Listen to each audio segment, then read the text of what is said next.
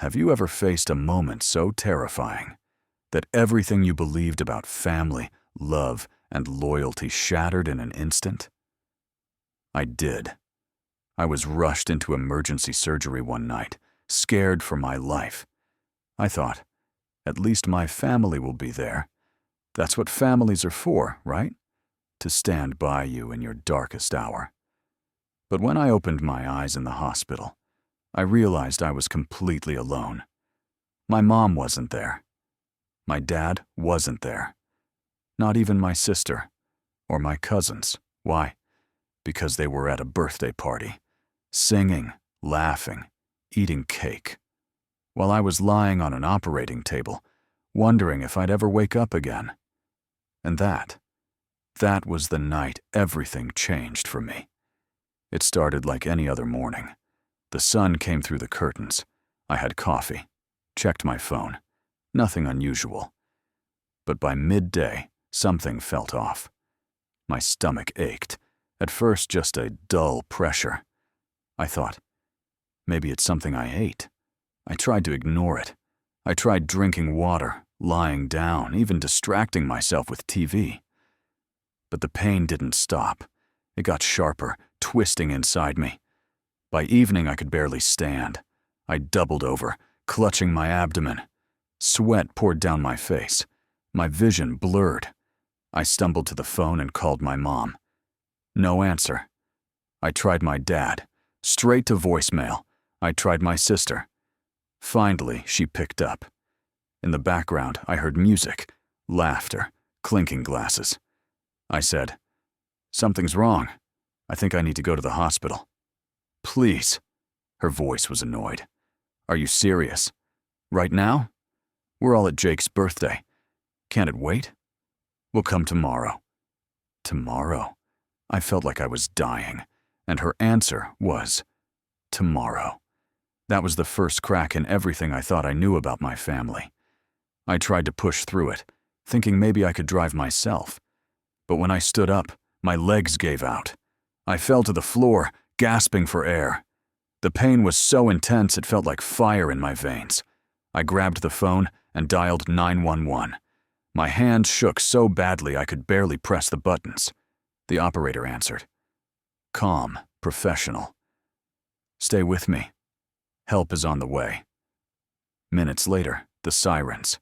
Paramedics rushed in, lifted me onto a stretcher. I asked one of them, "Can you call my family? Please, tell them to come." He nodded, but the look in his eyes told me everything. He'd seen this before, patients begging for family who never show. The ride to the hospital was a blur of flashing lights, oxygen masks, and panic. I remember gripping the edge of the stretcher, thinking, they'll come. They have to come. They're my family. But deep down, I wasn't so sure anymore. The sliding doors opened with a sharp hiss as the paramedics rushed me inside. Bright fluorescent lights blinded me. Nurses in scrubs swarmed around, asking questions I could barely answer. Name? Date of birth? Allergies. Their voices echoed, muffled by the sound of my own heart pounding in my ears. I kept whispering, "My family. They'll be here. Right." But no familiar faces appeared. The paramedics handed me over. One nurse grabbed my arm for an IV. Another placed electrodes on my chest. The doctor appeared, eyes sharp, tone urgent. "This could be internal bleeding. We need to operate now." My breath caught. "Surgery? Tonight? Alone?" I asked again, desperate. "Did anyone call my mom? My dad?" The nurse glanced at my chart. "Yes. We called. No one has arrived yet." And that sentence cut deeper than the pain in my body. They wheeled me down a long, sterile corridor. The sound of the gurney wheels clattering against the tiles echoed like thunder in my skull. Overhead, the lights passed one by one, bright, white, cold. I thought about every hospital visit I'd ever had before. A broken arm when I was 12, the flu when I was 16. Back then, my mom was always there, holding my hand. My dad would crack jokes to distract me. My sister would bring snacks. And now? Now they chose balloons, candles, and cake over me. A nurse leaned close. "You'll be okay. We've got you." Her hand squeezed mine. She didn't know me. She didn't owe me anything.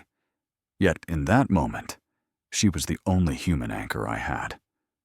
The anesthesiologist placed a mask gently over my face. "Breathe slowly. You'll drift off soon." My chest rose and fell. The world blurred. And as the edges of consciousness slipped away, one last thought echoed in my head. What if I never wake up? And the last thing my family ever did was leave me alone to die while they celebrated someone else's birthday. Darkness swallowed me whole. When I opened my eyes, the room was dim. Machines beeped steadily. My throat was raw, my body weak. I reached for my phone with trembling fingers. The screen lit up. 89 missed calls, dozens of texts, from my mom, from my dad, from my sister. Messages flashing across the screen. "Call us back immediately. We need to talk. Why aren't you answering? This is serious." Serious. Now it was serious. Where were they when I was being wheeled into surgery? Where were they when doctors said I might not survive the night? I hit dial. My mom answered instantly. Her voice cracked with tears. "Why didn't you tell us it was that bad? We thought you were exaggerating." I lay there in disbelief. Exaggerating? "Mom, I was in surgery. They said I could have died." Her excuse poured out. "We couldn't just leave the party.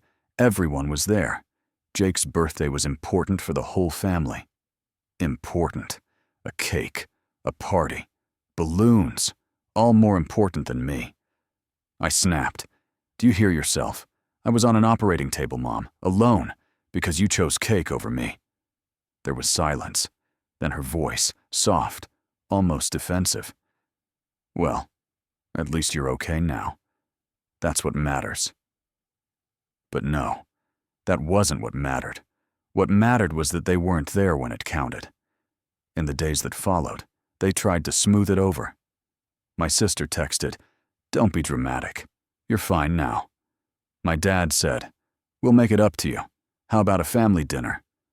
But the damage was already done. I remembered every birthday I'd shown up for, every holiday I sacrificed plans for, every late night I spent taking care of them when they were sick. And when it was my turn, they vanished. The hospital staff checked on me constantly. Nurses brought water. A janitor stopped to ask if I needed an extra blanket. Strangers gave me more care than the people who claimed to love me most. And that realization broke something inside me. I lay awake one night in that hospital bed, staring at the ceiling. What is family, really? Is it just blood? A last name? DNA? Or is it the people who actually show up? The ones who hold your hand when you're scared? The ones who answer the phone at 3 a.m.? The ones who put you first when it matters most?